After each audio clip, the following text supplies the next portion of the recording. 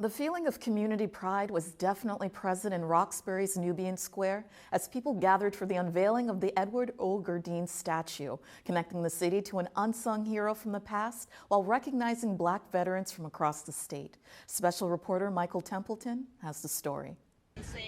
On Tuesday, the Roxbury community gathered on a beautiful August afternoon for the dedication of the Edward O. Gourdin Memorial Park, a space in the heart of Nubian Square which honors the extraordinary life and sacrifice of Edward O. Gourdin, the first Black brigadier general to serve.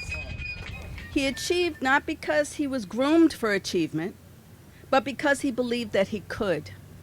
He was unaware that the result of his accomplishments would someday stand as a testament to and inspiration for Black and Native American achievement.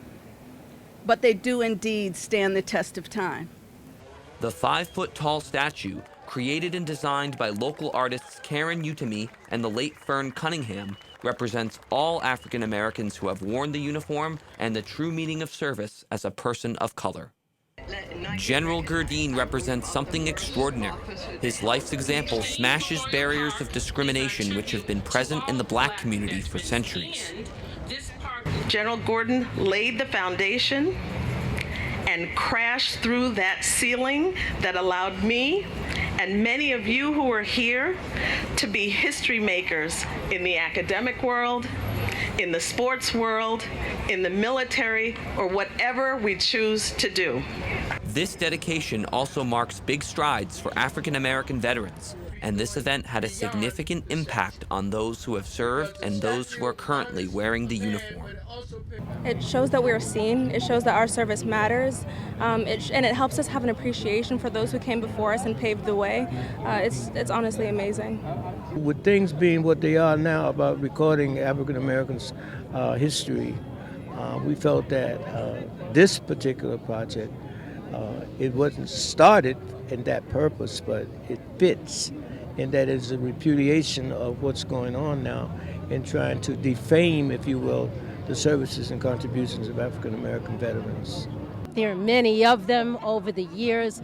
My father was a veteran, my uncles were veterans, and then a lot of people I've been working with over these last years with this project are veterans. So it's for them, for their families, to feel some honor for all the work they did do in the military, and many of them are still in the military, and I just want them to feel honored. Here at the Edward O. Gourdin Memorial Park, Bostonians can come enjoy this unique space in the heart of their community, which celebrates the extraordinary sacrifice of our veterans and the life of Edward O. Gourdin. For BNN News, I'm Michael Templeton. Haywood Fennell Sr., president of Veterans and Friends of Gourdin Memorial Park, was an instrumental force in bringing both the Gourdin Memorial Park and his story to light. A non-combat Vietnam War veteran, Fennell has championed many causes, including advocacy for veterans and the formerly incarcerated. Here's our conversation. So I would love for you to share with our viewers the journey of the creation of the General Edward O. Gourdin and African American Veterans Memorial Park. Well, it would be more of an odyssey than it would be a journey, in that I was in so many different places in my life as a veteran, coming out of the military, after serving during the Vietnam era as a non-combatant veteran. And I came back and I had issues that kept me from really doing anything. I was addicted. I struggled for many years putting myself together with the help of other people. I missed cues, if you will, in my life's development, and I just one day decided that I was tired. And I went over, about 28 years ago, I went over to Jamaica Plain to the VA hospital and sought a detox treatment. And the nurse said to me, well, what's different this time? And I said to her, this time I want to live.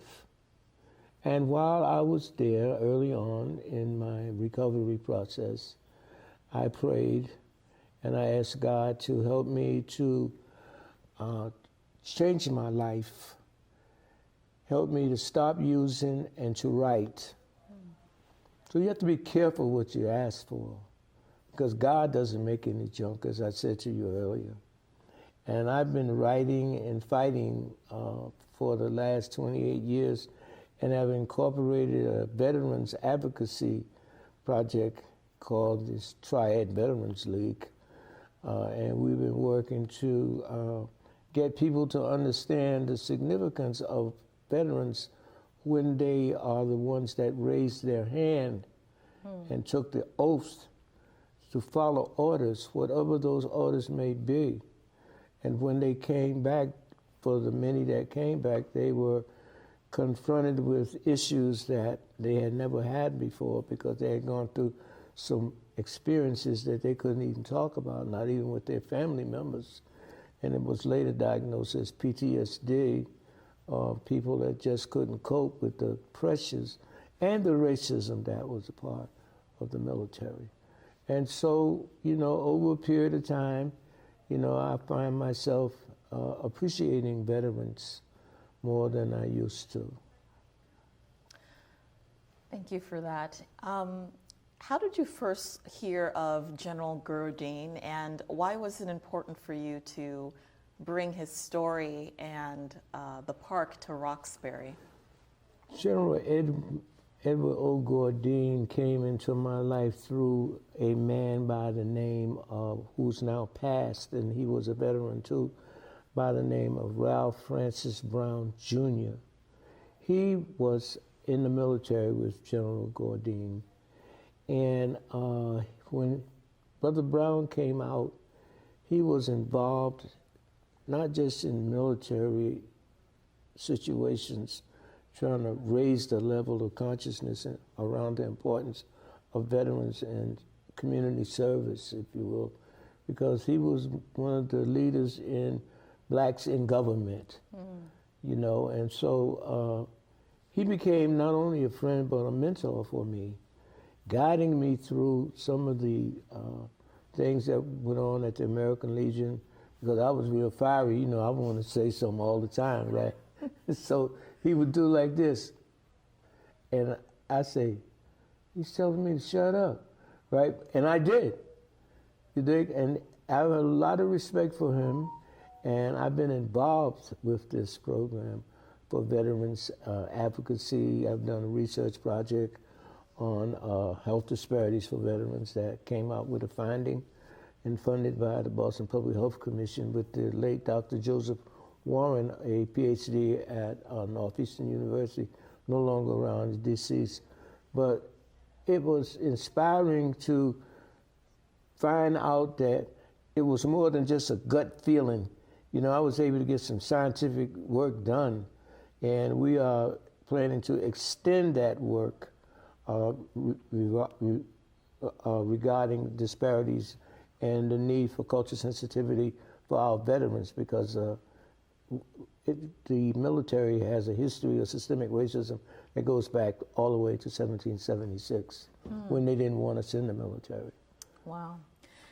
General Gourdin was an extremely accomplished man. He was Absolutely. Yes, like reading about his life, learning that he was a Harvard scholar 2 times over. Yeah. He was an Olympian, a medal-winning athlete, a Right. soldier, and Right. even a judge. Yeah, and a district attorney too, from the federal level. Yes, so Yeah. he's truly a Renaissance man. Yeah, no question. I wouldn't be surprised if he would be singing songs and playing music, because, you know, when you have those kind of talents, there's no limit to what you can do. Right. You know, the challenges that he faced in the United States military, even today we still face those challenges when it comes to promotions, when it comes to assignments, and things like that. So God had something to do with this man because of the things that he was able to do, and to show our people, you know, hey, don't close the door on me, because there's another door that he went through. You know, he became a general for the Massachusetts National Guard, a judge, a Olympian, silver medal. Next is the gold medal. Yeah. You know what I mean? And he served a country. So what he did, and what I tried to emulate, is to understand that veterans are an overlooked and underused community resource. We have these experiences that we need to begin to shape so that we can be a force within our community on all levels, especially with our young people, as role models for them, in mentoring them, in education, in character development. These things are what our children do not have, a lot of them. And I think that there are a lot of veterans that I communicate with that are on a professional level. They say that they're veterans, but they don't have the sensitivity that is required, because a lot of them, because of their professional positions, they don't go to the VA. They have their own health plan, and that's okay. But my job is to articulate the importance of veterans coming back into the community, using their skills along with their education and concern for building our community. That's what it's all about. The statue project was started to get people to understand the struggle.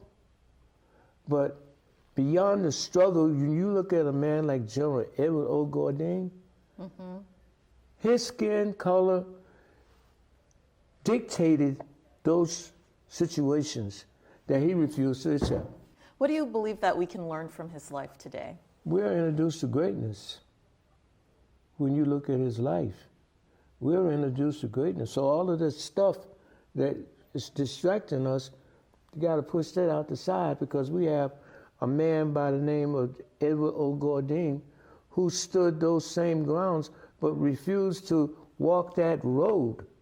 He found other roads, and we need to find other roads and have our own process for validating who we are, what we've done, and where we can go. I couldn't agree more. And in addition to the statue of Gourdin that was unveiled on Tuesday, there are also 10 bas-reliefs that grace the park.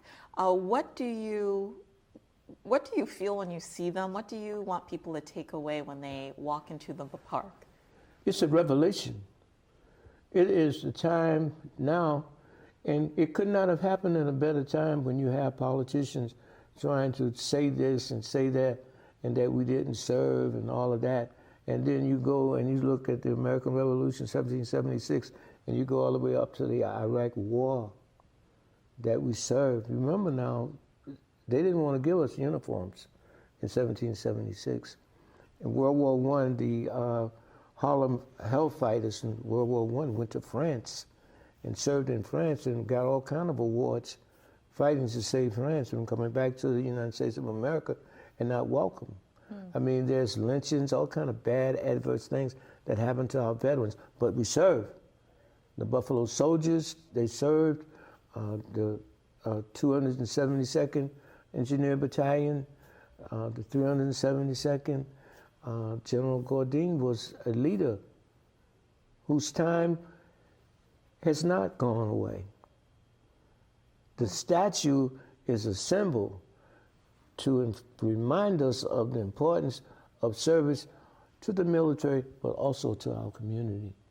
Well, as a veteran yourself who served our country, what do you want, what would you like people to understand about those who serve our country? How can the people of Boston support our veterans, particularly our senior veterans? Right. Well, one of the things that here lately that I'm working with is goes beyond thank you for your service, because that's just some rhetoric. We need to have in our community the sensitivity in our community about our veterans that have aged and are home alone and need people to come in and check on them. We need to have in our community a Veterans Multi-Purpose Center that deals with services and care as well as housing for them. I was at a meeting last Saturday at RCC, and they had a lot of politicians, blah, blah, blah, and they were talking about housing, and there was no mention of veterans housing. And veterans are a special group, and my job, I believe, is to continue to advocate that veterans be included on every level of the community to get our message out that we deserve because we have served.